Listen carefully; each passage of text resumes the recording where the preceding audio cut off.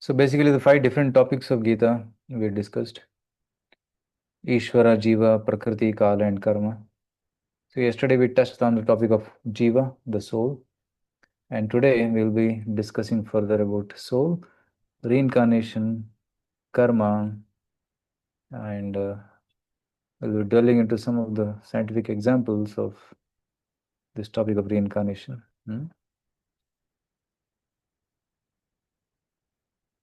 Om Jnanatimirandhasya Jnananjanashalakaya Chakshurunmilitam Yena Tasmai Shri Gurave Namaha. So continuing with yesterday's topic, yesterday the main topic we discussed was I am not this body, I am the resident of this body. Okay, that's the main topic. And we also saw that how the soul is conscious and the matter is not conscious. Jada and Chetana. We saw the difference between Jada and Chetana Vastu. So this body is not all in all, spirit soul exists. So that's what we learned yesterday.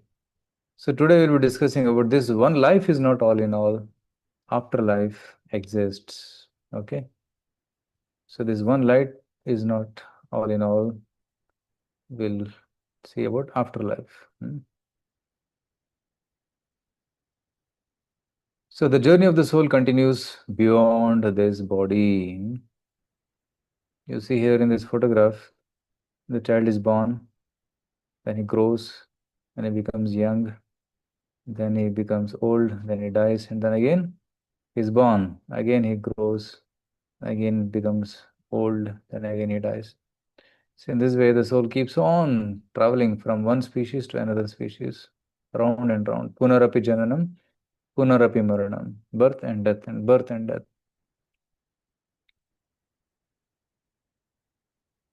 So,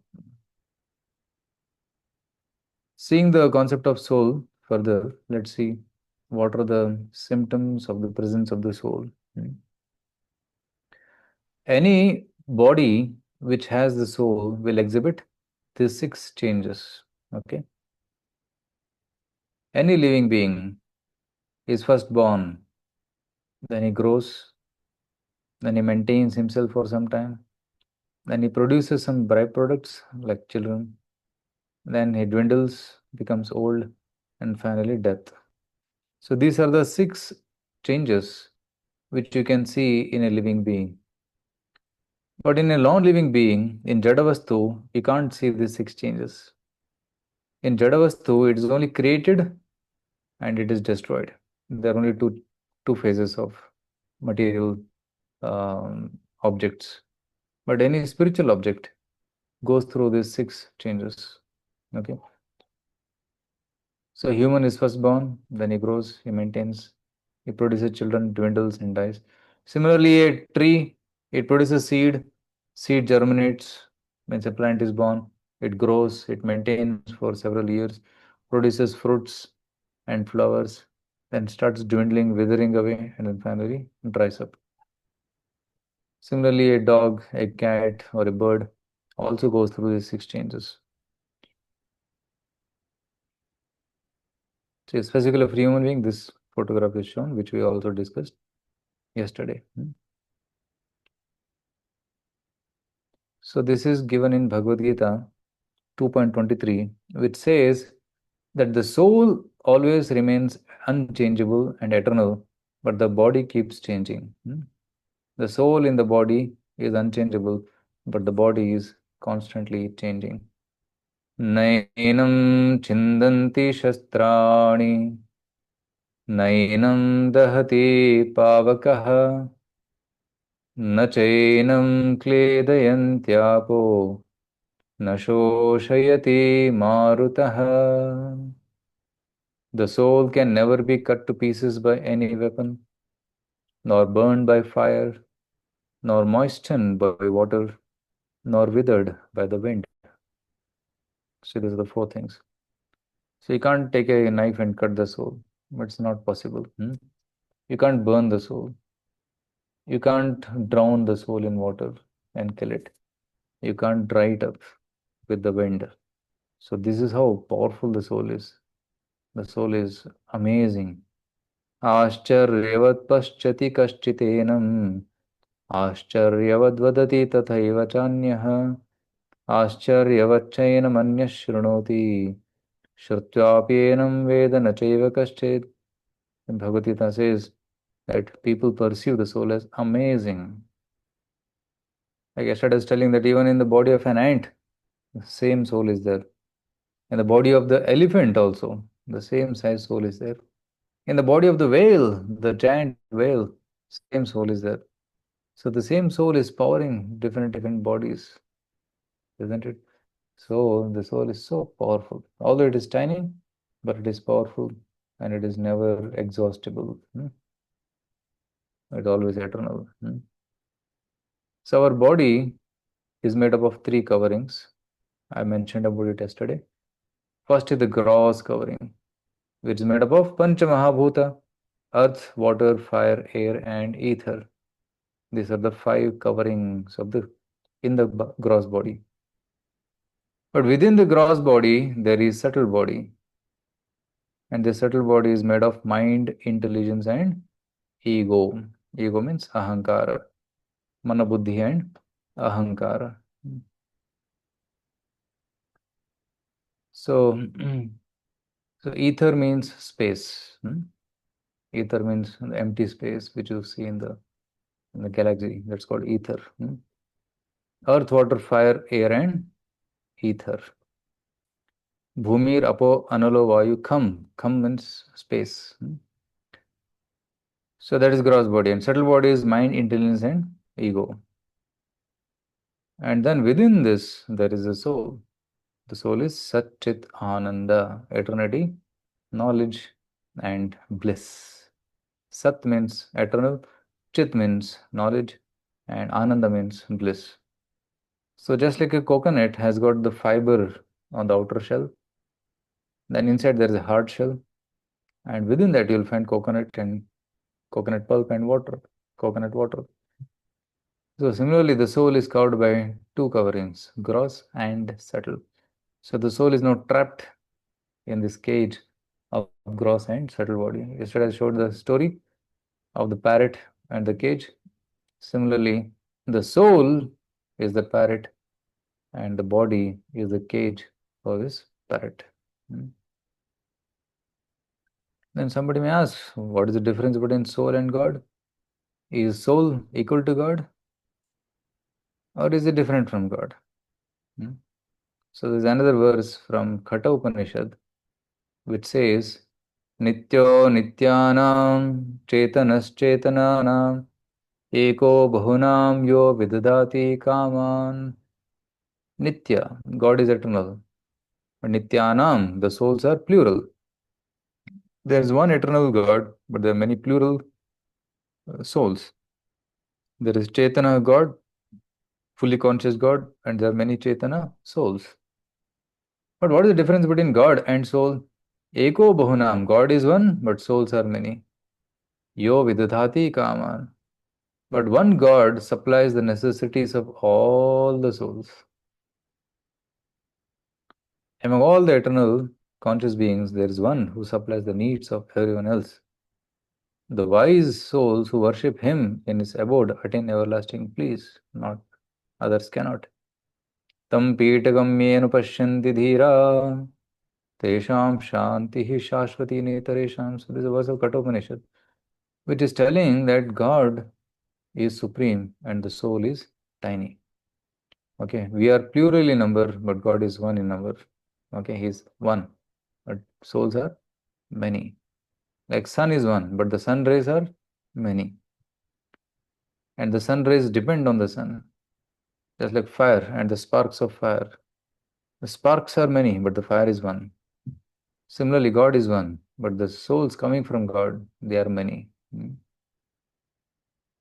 So after seeing this theory, till now we saw the theory of the soul.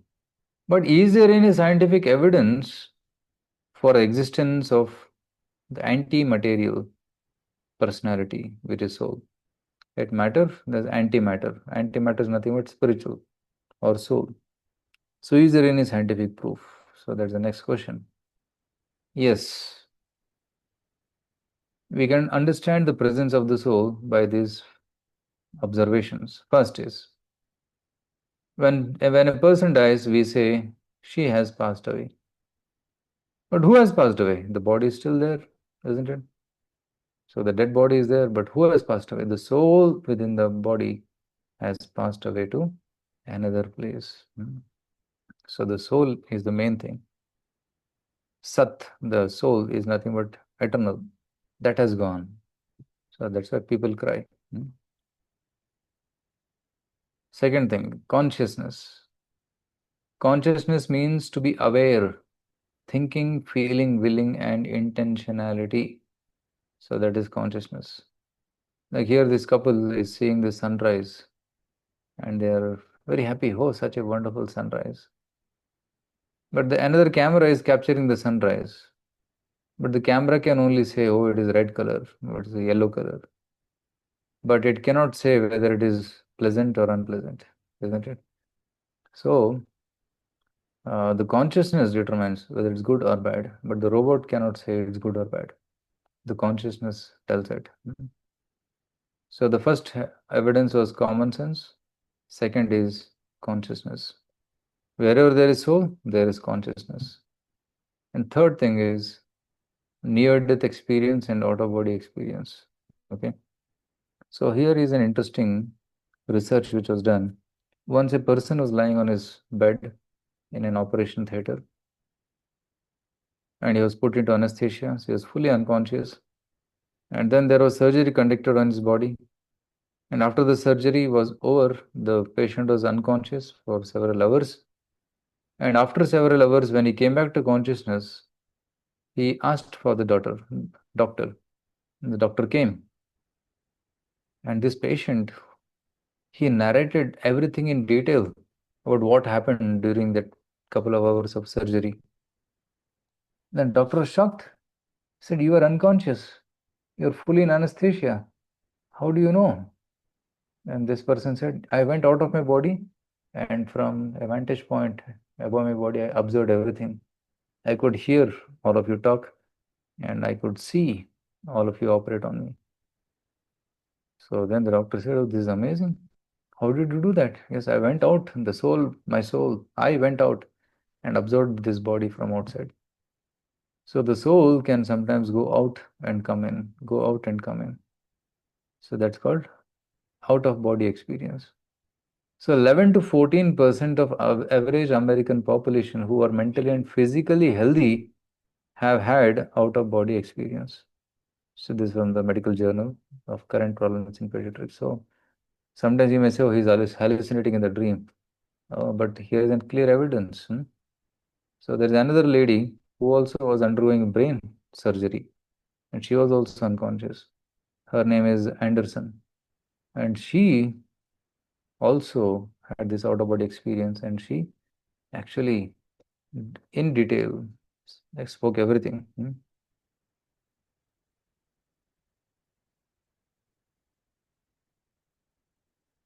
Yeah, see this video?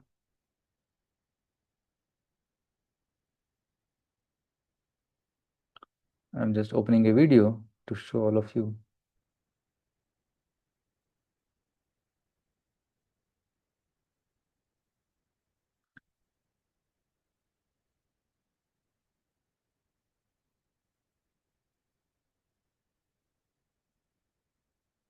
Okay, there's something going on. Okay, now it came up.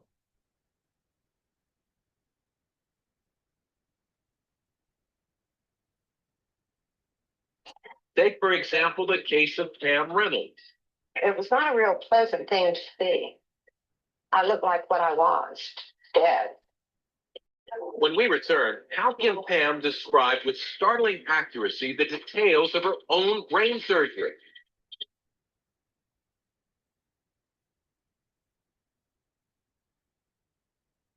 Pam Reynolds, a 44-year-old composer from the Atlanta area, has an incredible story to tell. While undergoing brain surgery, she says she left her body and actually watched her own operation. She describes the procedure in such vivid detail that it seems to defy scientific explanation. When I came out of the body, there was no pain, no worry, no care. I looked down at my body. I knew it was my body. I didn't like looking at the body. That bothered me. But it was a wonderful, wonderful feeling to be free of it. Uh, She's telling it is a wonderful feeling to be free of this body. So she has no pain. Because as long as we are connected to this body, we experience the pain and pleasure of this body. But when she got disconnected from the body, she became free of the pain. That's called moksha. Moksha means what? Get free from this body and go back to God. So that we'll discuss tomorrow. But here we are discussing that how the soul, uh, the existence of the soul can be proven by such out of body experiences.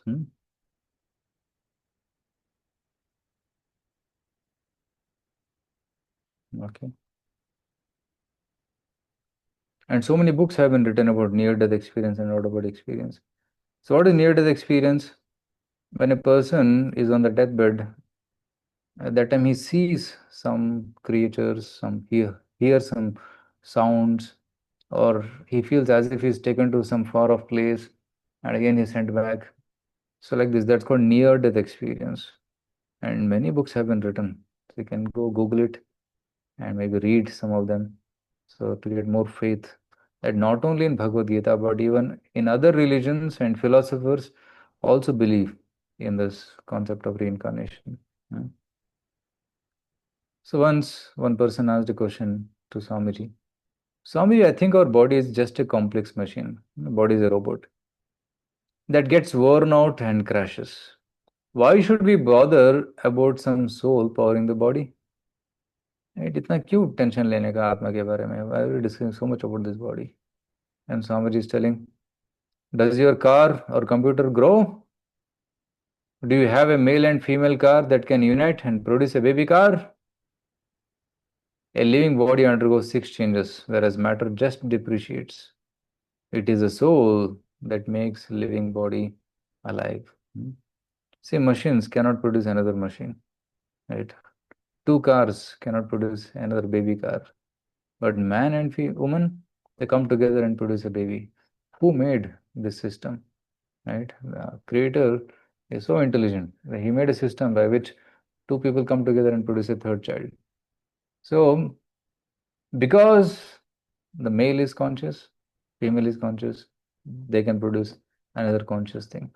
But the matter is unconscious, okay, and the robots are unconscious, so they cannot produce another conscious thing. So this is what Swami is telling. That's why we should try to understand the importance of soul and try to do more research on this concept of soul. So one famous scientist called Dr. Ian Stevenson, he has done tremendous research on past life memories. Okay.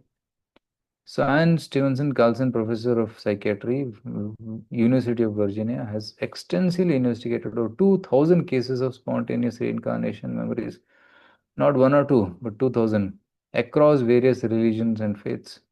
And he has come to the conclusion that all these 2,000 are true. Okay. And he has verified 2,000 cases. Okay. And so many books have been written about reincarnation. Now we are talking about Bhagavad Gita today, but there are so many other books written even by Western authors which talk about reincarnation. Not only among the Hindus, but even among other people of other religions. Okay, this is true. Okay. So these are the titles. Now, another proof of reincarnation is phobia. And what is phobia? Fear of something is called phobia.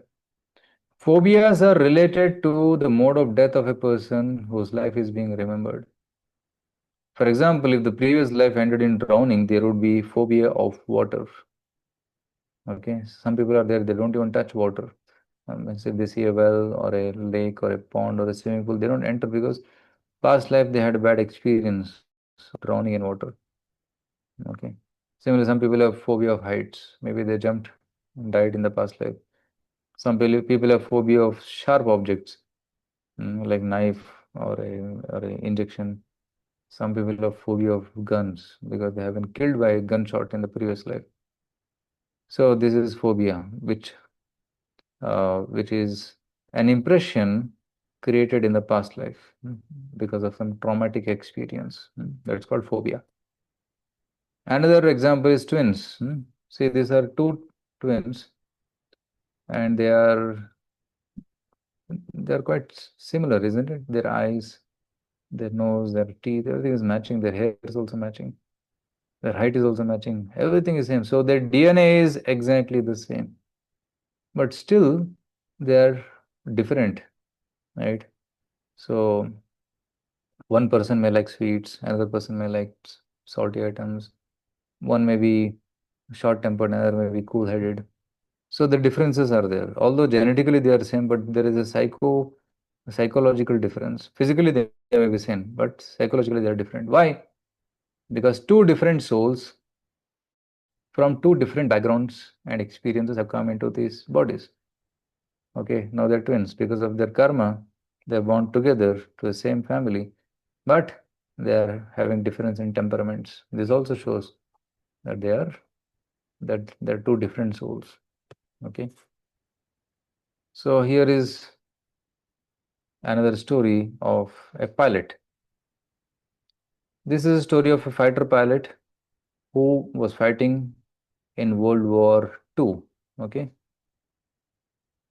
And he was shot.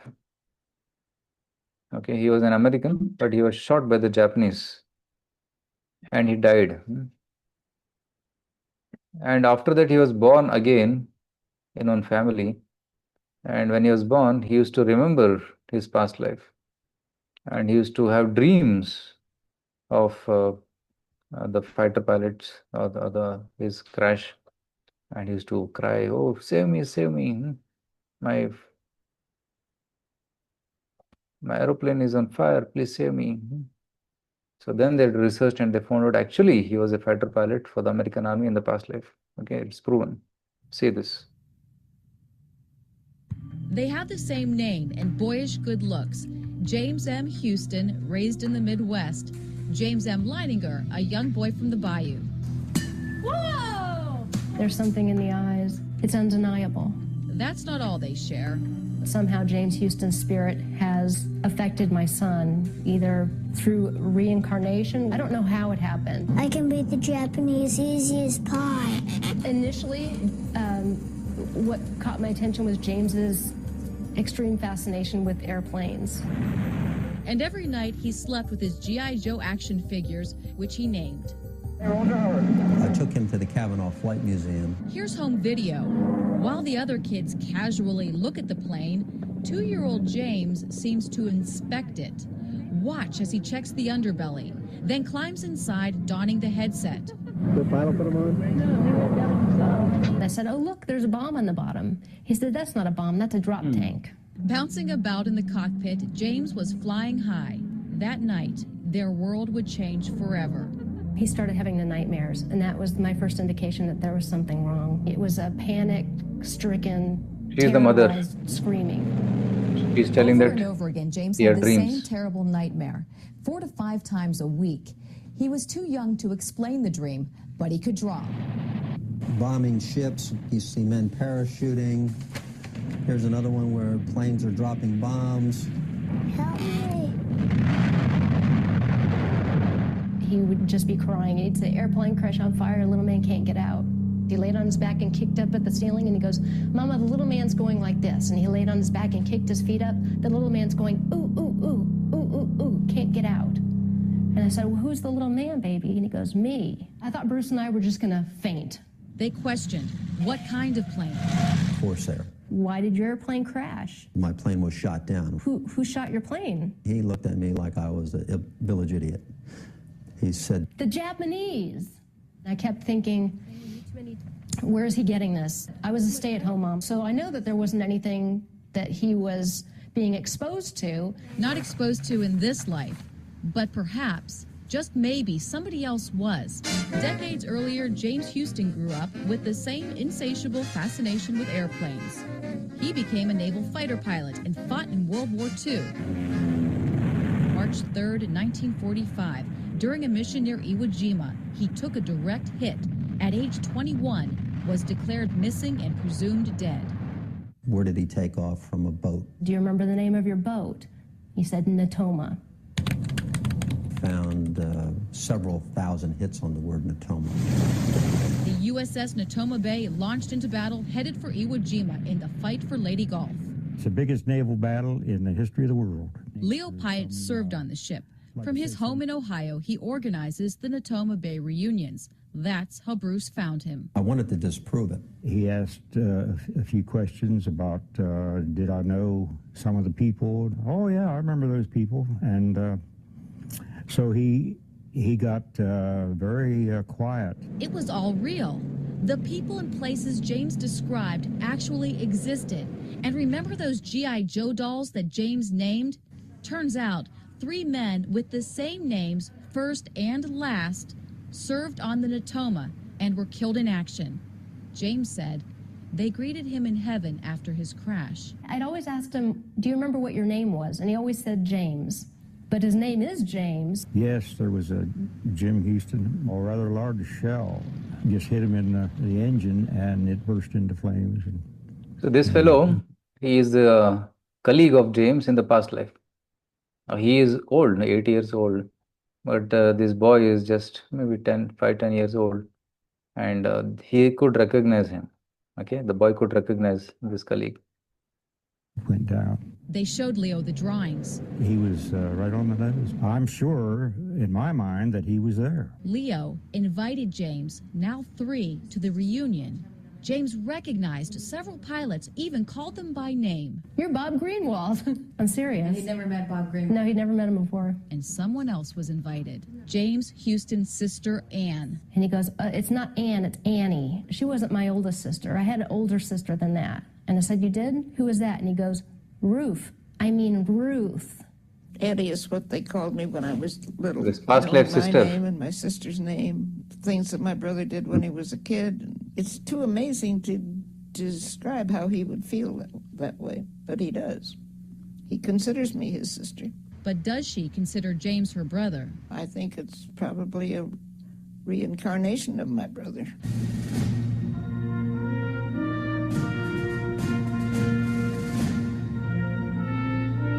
Suzanne Stratford, Fox 8 News.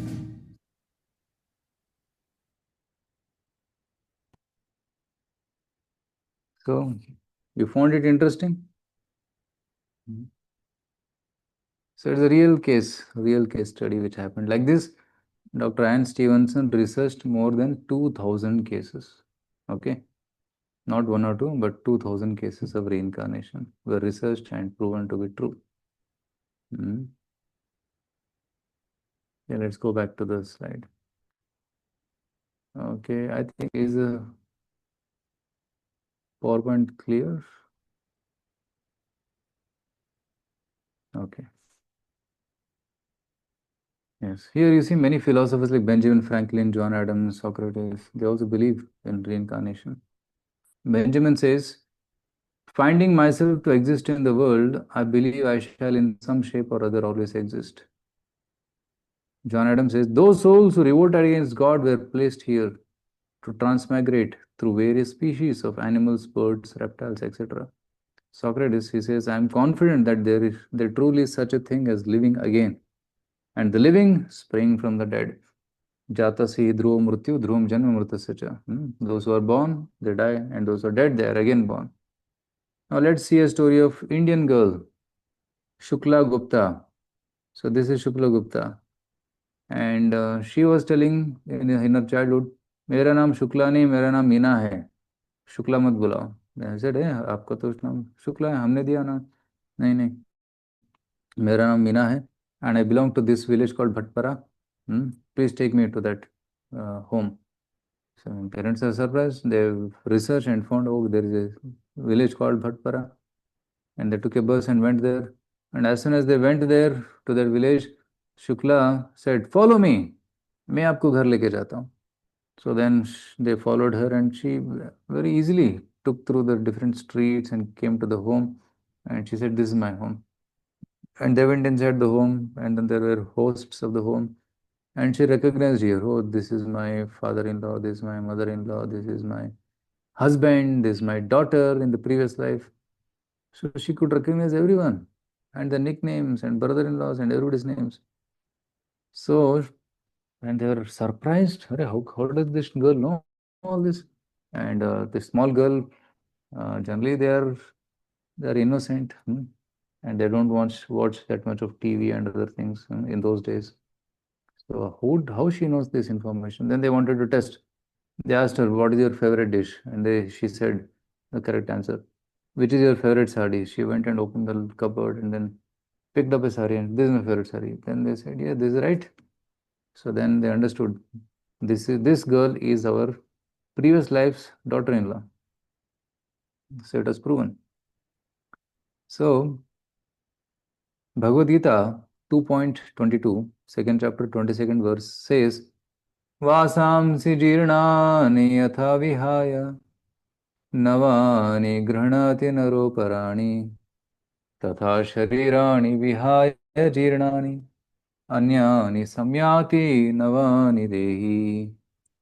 As a person puts on new garments, giving up old ones, the soul similarly accepts new bodies, giving up the old and useless ones. Like we have the habit, of buying new clothes every Diwali, every birthday, isn't it? The old clothes we discarded, and the new clothes we wear it. Similarly, the body is also a cloth on the soul. So when the body becomes old, the soul gives up this body and goes to another body. It accepts another body. So in this way, the transmigration is explained in this verse of Bhagavad Gita. So body is compared to a dress. So another verse 2.27 where Krishna says, जातस्य हि ध्रुवो मृत्युर्ध्रुवं जन्म मृतस्य च तस्मादपरिहार्येऽर्थे न त्वं शोचितुमर्हसि. Okay. So one who has taken his birth is sure to die, and after death one is sure to take birth again. Therefore, in the unavoidable discharge of your duty, you should not lament.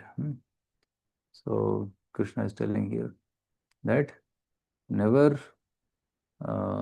lament, because anybody who is born will die, and those who are dead will be again born. That is sure.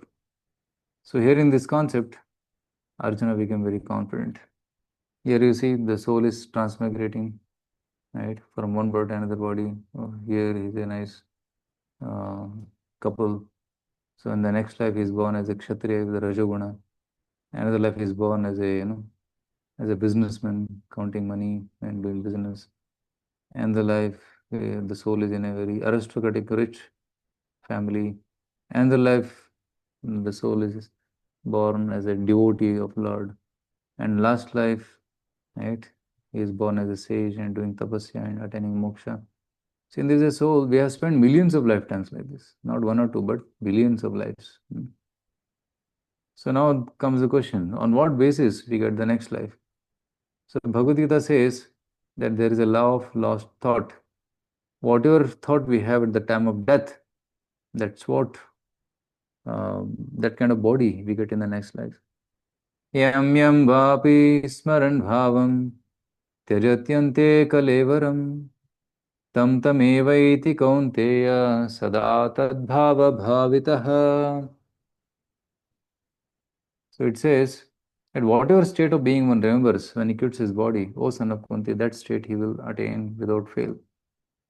Yam yam vapi smaran bhavam. Bhava. What bhava you have at the time of death? Antikalevaram, at the time of death. Tam tam eva iti kaunteya sada tad bhava bhavita. That kind of body will attain. Right? Here the first person is frowning. So he's becoming a dog which is frowning. He's looking like a cat. No? He's developing the emotion like a cat. So he's coming. Some people become monkey-like. Some people become angry or ferocious like a tiger. Right? So based on what kind of emotions and desires we are developing in the heart, that kind of body we are transferred to in the next life. So that's where karma comes into picture. Whatever karma we do in this life decides our next life. If you do good karma, we get a good birth in the next life. If we do bad karma, we get a bad body in the next life. So good and bad. So our next life is decided by our karma and also the desires in the mind, right? Based on our desires and based on our activities. Our next birth is decided. So there are some people who do sinful activities. Like some people eat meat, right? Because meat eating involves violence, right? Cutting others' throat, bloodshed, pain, cries. So that is sinful activity. Some people do intoxication. They drink beer, they drink alcohol, they take drugs. So that is intoxication. And after doing intoxication, people lose their balance of mind and they do something wrong also. And they do some crimes also. And there's gambling. Gambling means what? Trying to get easy money, quick money. Trying to get quick money. So that's called gambling. And nowadays you see there's a lot of gambling happening even online, right? So then there is illicit sex, right? Married relationship is allowed, marriage is allowed, but having a relationship before marriage with some boy or girl and outside of marriage with another man or woman, so that's called illicit sex. So these are the four pillars of sinful life. And if somebody is indulging in this kind of karmas in this life, next life will be painful. Next life will be full of miseries. But on the other hand, if somebody is leading a very good life of austerity, like rising early in the morning, sleeping early, eating only sattvika food, not causing violence to other animals, so it's austere life. So he gets happiness in the next life. If somebody is doing sacrifices like doing yajna, puja, so it's very devotional activity. So they are promoted to a better life, happy life. And somebody is reading scriptures like Bhagavad Gita, Srimad Bhagavatam, Vedas, Upanishads. So they are investing their time in positive activities. So they get happiness in the next life. And association, recently people associating with sadhus, associating with good people, you're doing satsang, like you're daily coming for this evening program, so listening to Bhagavad Gita, so there's association. So somebody who does these things, you remember this photo yesterday I had shown? So they are elevated to higher life. But if somebody does the four sinful activities, then he is degraded down to lower species of life. So in this way, our activities in the present life determine our future life, the next life. So that's where karma comes into picture, right? What is karma? Karmano hyapi bodhavyam, bodhavyam cha vikarmanah, akarmanascha bodhavyam, gahana karmano gatihi. Karma is very, very subtle, right? Karma means what? Yesterday I was telling what? Laws of Newton's third law of motion, right? Whatever action you do, you get the equal and opposite reaction. That's Newton's third law. Suppose you cause harm to someone, you also get harmed. Suppose you do good to someone, you also get the good in return. So that's called law of karma. As you sow, so shall you reap. So that's karma. And our every action is a karma. Suppose you speak some bad words to others. So you did a bad karma. Then you will see that many people will speak bad about you because that's coming back, right? So one person was standing, he went to a science center and there was the whole wall was filled with mirrors, different mirrors. And everywhere he could see his own reflection. In all directions, he could see his different reflection. Then he shouted, I hate you. Then all reflections shouted at him, I hate you. Isn't it? So when you throw negative energy outside, then you also attract negativity. But if you say, I love you, oh, you're so wonderful, then all reflections will say, you are so wonderful. So if you appreciate others, you get back appreciation. If you harm others, you also get back misery. So if you do good to others, you will see that automatically others will do good to you. If you are a good friend of others, you will see that you'll also get many, many friends. So in this way, this law of action and reaction is very important to understand. Right? Sometimes children, they steal pencil, they steal rubber, they steal some books. So what happens? That's a bad karma. And in childhood, they may steal a rubber. When you grow big, one may steal a bank, isn't it? So because the samskaras are put into the mind. Every action we do creates a impression in the mind, right? If you do good activities, it creates good impressions in the mind. But if you do wrong activities, it creates bad impression in the mind. So more good impressions you put in the mind, more positive you will be, more happy you will be. But if you keep put bad impressions in the mind, then mind will automatically suggest you to do wrong things, right? So I'll give one example. Right, all of you have experience of using mobile phones or browsers. So what the browser does, whatever you are searching, it keeps track of it, and it shows, okay, most visited places, most visited websites, or these are these, some 5, 10, it will shortlist. So when you next time open the browser, it will show you, oh, do you want to visit these things? Oh yes, immediately you click, and then you keep doing that. And some people, they have the habit, as soon as they open the mobile, first thing they do is WhatsApp, because it has become an impression. Right? Some people open Instagram, especially youth, they're getting addicted to Instagram.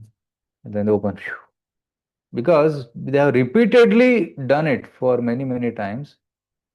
So when they pick up the mobile, first thing they want to see is this. In fact, they might have taken the mobile phone to call someone, to talk to someone, but instead of talking to someone, they end up in, they end up in actually wasting their time. So that's why it is advised that before going to the browser, keep it in mind that why you are going to the browser, what you're looking for. If you just get into the browsing, then you'll end up wasting hours. But if you plan, okay, I want to know more about this particular subject matter, I want to research, okay, then you're in proper frame of mind, you have purpose, so you'll waste less time. But if you don't have any purpose, then you will waste a lot of time, and then later you'll regret. Isn't it? And some people have this habit of gaming. They have these joysticks, and then they keep PlayStation. They keep playing. 1 hour, 2 hour, 3 hour, 4 hour, sometimes 6, 7 hour. They forget sleeping. They forget eating also. So much they get addicted to gaming. Why? Because they're getting some kick, and the impressions are there in the mind.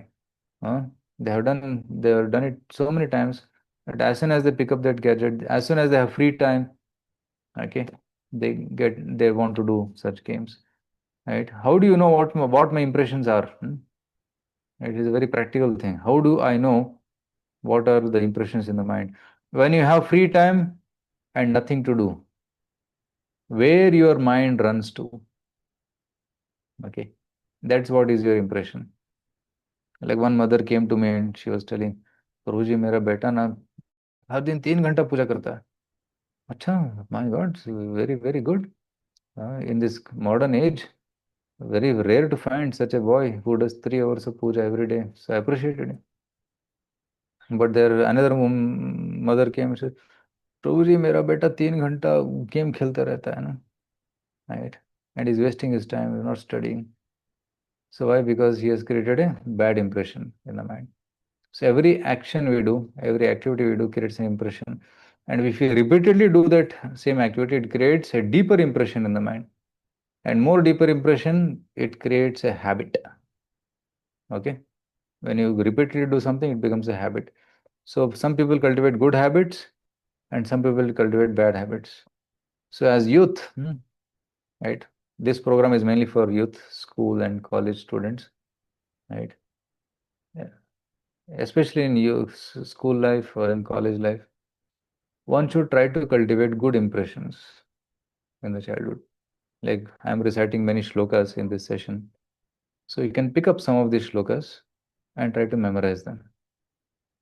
That creates a good impression in the mind, isn't it? and what are good things you are learning today in this session. So you can note down. I hope you have some notebook and pen. You are noting down some points. I hope so, because memory is very fragile, right? We hear today and tomorrow we forget, isn't it? Oh, somebody is sharing the whiteboard. Please stop it. So we should not, yeah, we should create positive impressions in the mind. So how to create positive impressions? Right, by making notes, by remembering what I have learned today, and by sharing it with others.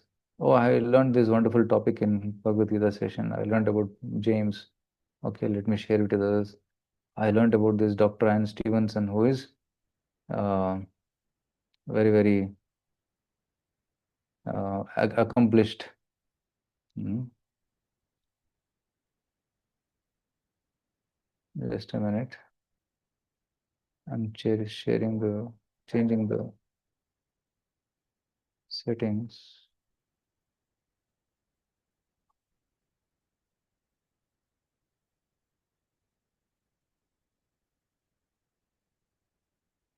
Okay. So we can share this knowledge with others. Then what will happen when you share? You're delving some good impressions, and you're doing some good activity, isn't it? So in this way, when you keep doing good activities, it creates good samskaras. But if you do wrong activities, it creates a bad samskara. Like I'll like to end with one story, then we can take question answers. So there was a sage and there was a butcher.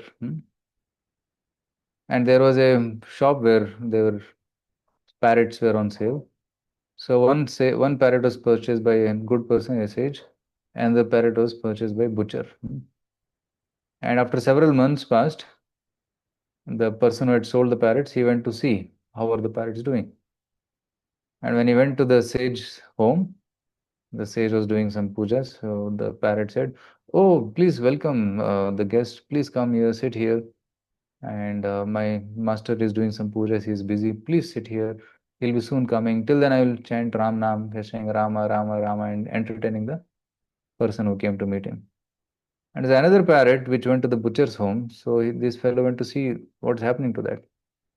So as soon as he went to the butcher's home, parrot said, "Pakdo isko, kato isko, hmm, chodo mat."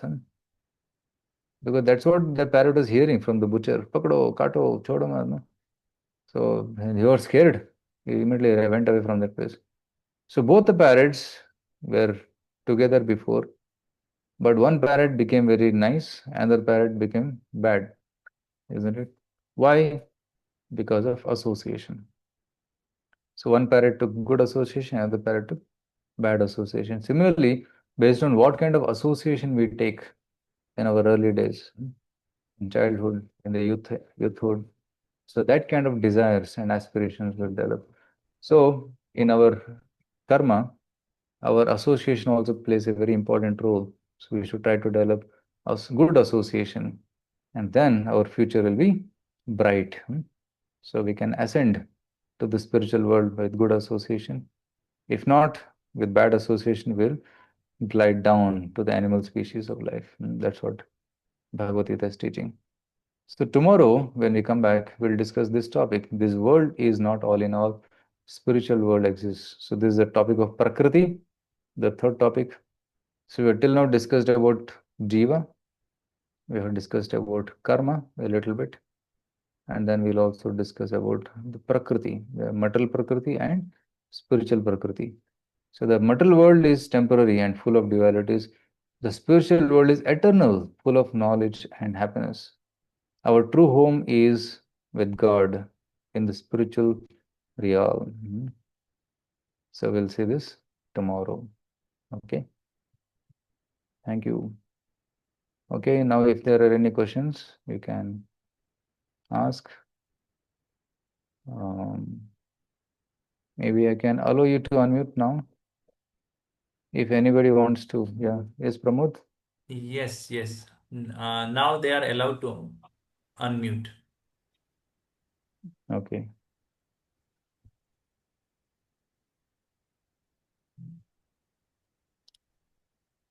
Okay. Anybody has any questions?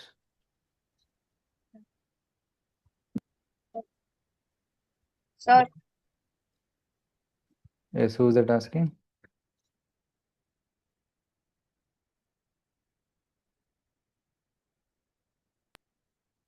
sir, may I leave, sir? Yes, Srivatsa. Yes. What is the question?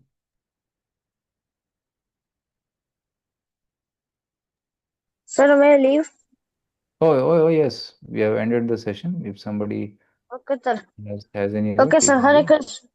Hare Hare Krishna. Yes. Krishna, sir. If you have any questions, you can ask. Okay, I think in the chat Questions there are are some there questions. in the chat. Is there any changes in the soul before every birth? And the By soul doesn't change. There's no change in the soul. The soul is always unchangeable. But the impressions which soul has created around it, okay, that keeps changing. Right? Suppose there's a light, there's a bulb. You put a green color on it, it will emit green light. You put a yellow color on it, it emits yellow light. Same bulb, but they're emitting different colors of light. Similarly, the soul is pure, but the soul is now covered with Satuguna, Rajaguna, Tamoguna, and different impressions.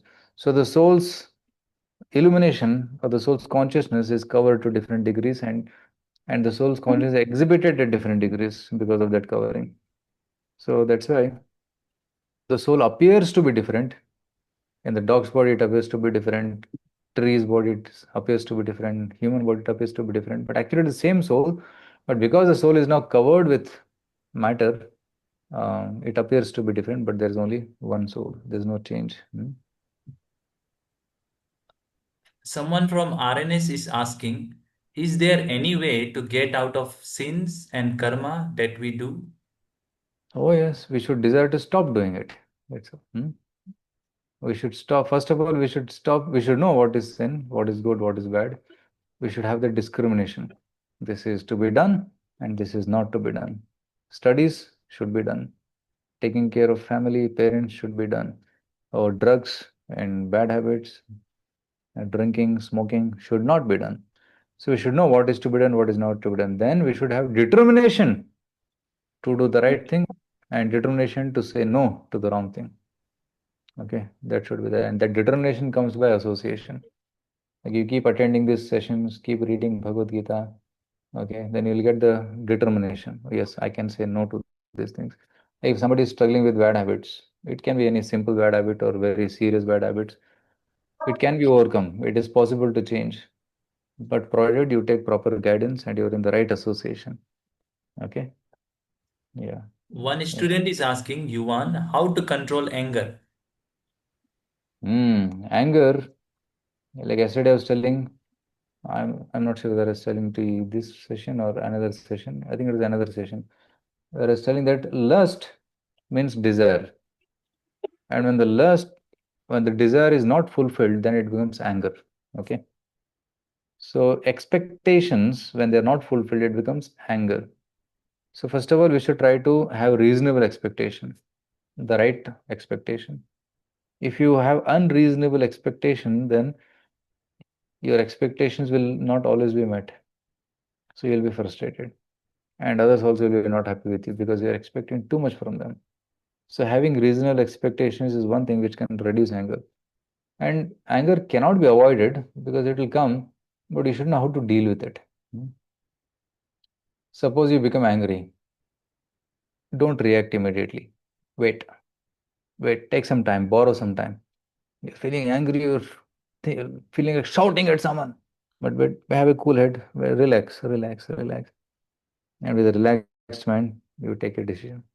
Okay. In the anger, fit of anger, don't take any decision. Hmm?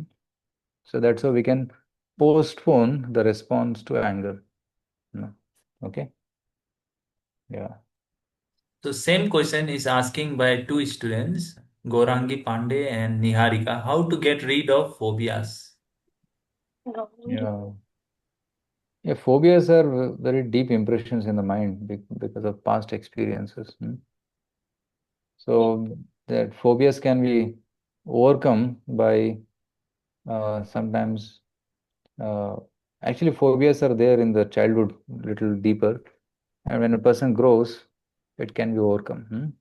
The impressions are less. Like the James also, the pilot, he was getting dreams. In the childhood, the dreams were intense, but as he started growing, the dreams became less frequent, and gradually it he forgot. So in the childhood, the phobias and the memories of the past life dreams are more, but over a period of time, it reduces. Okay. So the phobias can be overcome by faith in God. That's also another thing. And when you have faith in Krishna, faith in God, then God can help you overcome all kinds of phobias and dangers. Okay. One student liked the point that browser keeps a record of what we usually browse. Same way our brain also work by Jyoti. Yeah, our mind also works like that. Yes. Yes. And See, again, one if question. you yeah, if you search for any wrong thing, the next time the browser will say you want to go to that thing, you want to go to that thing. But if you search the right thing, then browser will say you want to go to the right thing. So that's how we should program the mind to keep thinking about the right thing always. So then that's a friendly mind. Yes, next question. Again, question from Gorangi Pandey. Sir, Krishna God also lived like a human in the past? Hmm. So we will discuss about this in the last session. The last session is about God. But to answer, God is not human. God is beyond human. He may come in a human form. He may look like one of us, but he is beyond us. Okay, so Krishna came as human, but he may act like a human, but he is not human. Similarly, Kurmadeva came as a tortoise. He looks like a water body creature, amphibious creature, but actually is not. He is transcendental, spiritual. Matsya Avatar appeared like a fish. He appeared like a fish, but he is beyond fish. He is transcendental, spiritual. Narasimha appeared like a lion, but he is beyond that, isn't it? So, so we should try to understand the super excellent quality of God. He may come in any form, but he is not limited by that form. Okay. Now we are in human body, but we are limited by this human body, human capacities. But Krishna, when he came, he lifted Govardhan Hill. Is he possible, humanly possible? Lifting Govardhan Hill? He expanded into 16,000 forms and stayed in 16,000 palaces. Is it possible? No. For you and me, it is not possible. Right? Krishna jumped from a mountain which was 90 miles high and continued walking. He didn't have a fracture. So, Krishna, although appeared like a human, but he did Sir, superhuman how to get activities. rid of karma? How to get rid of Karma. karma? Yeah, Uh, it's a very good question. I didn't explain that today. Uh, by doing bhakti yoga, karmas can be gradually destroyed. Like, so Krishna says in Bhagavad Gita. So when you practice bhakti yoga, gradually the karmas are destroyed. Hmm. So what is bhakti yoga? Bhakti yoga means surrender to God. Sarva dharman parityajya mamekam sharanam vraja aham tvam sarva papebhyo moksheshyami. So if you surrender to God, then Krishna says that I will remove you, free you from all the sinful reactions. Right? So jnana karmanam tamahu panditam buddhaha. And also awakening the knowledge about soul and God, that also destroys karmas. So you're reading Bhagavad Gita now, right? You're trying to hear Bhagavad Gita message. That is purifying you of karma. Karmas are getting destroyed.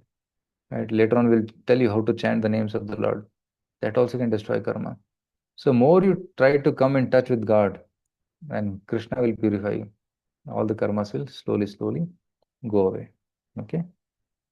Yes, Pramutra, any other important questions?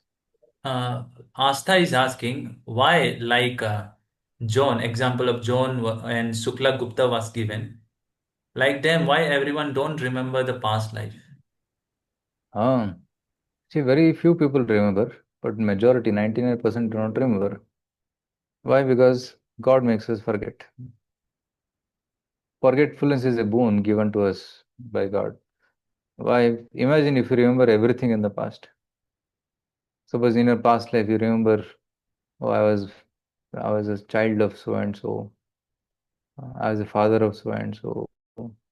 And previous to that, oh, I was a son of so and so, or father of so and so. Oh, before that I was in a female body. Now I'm in a male body. Uh, so it will be a very big identity crisis, isn't it? मैं किसका बेटा हूँ, मैं किसका बेटी हूँ, मैं किसका ये हूँ, कौन हूँ, कि मैं कौन हूँ, वो बहुत बड़ा प्रश्न खड़ा हो जाएगा. So because there will be a lot of confusion. So and and imagine how we died in previous life and before that. So many thousands of lifetimes we have lived, and if we have memory of all those pains which we experience, we can't be peaceful now. That's why what Lord does, He, that memory is there, impressions are there, but He makes it inaccessible. Okay, it is locked, so we don't have access to that, so that we can develop a new connection in this life. Okay, a new experience in this life.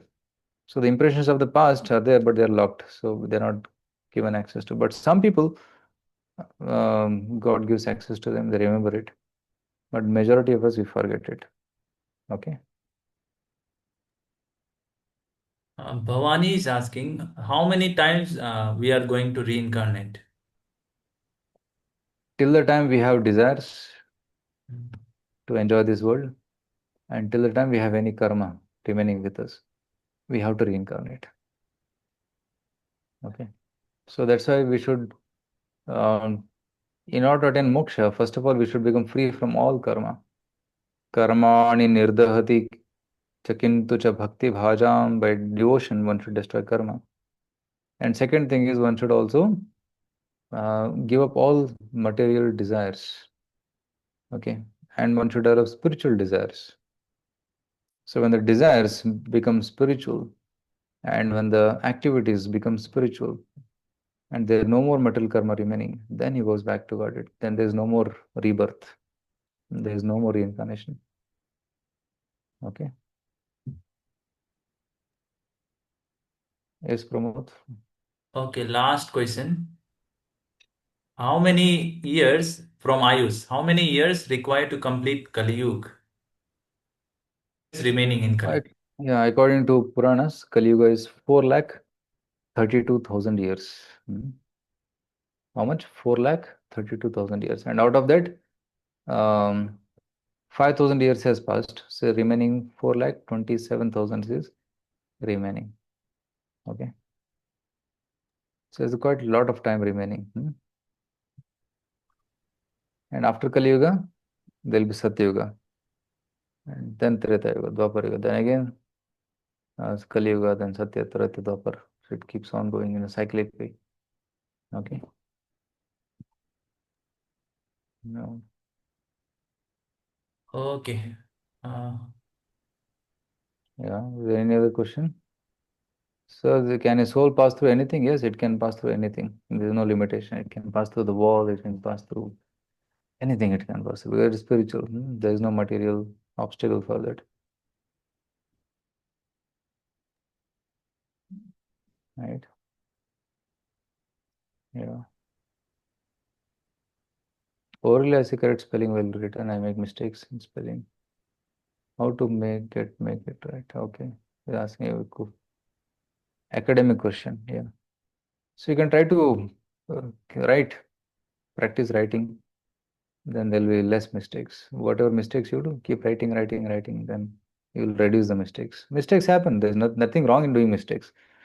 But one should learn them from the mistake and correct it, rectify it. Mistakes everybody makes. But an intelligent person, a sincere person, tries to rectify it and not do it again. Okay. So will the cycle keep going eternally? Yes, it goes eternally. So in the four yugas, Satya, Treta, Dwapar, Kali. First is Satya, second is Treta, third is Dwapar, fourth is Kali. So these four keep on going in a cycle, round and round.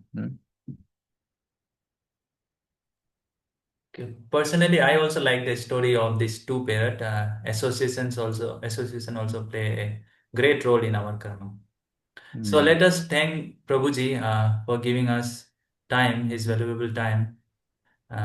Yes, you can express your gratitude with the help of your, any of your emojis, any of your favorite emojis. You will get emojis in React.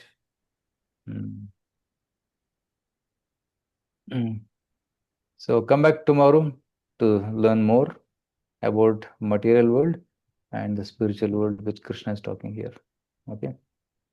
And there's one more question. Bhagavad Gita and science are similar. Bhagavad Gita is spiritual science, but your college books talk only about material science. Bhagavad Gita talks about spiritual science, which ordinary scientists don't know about.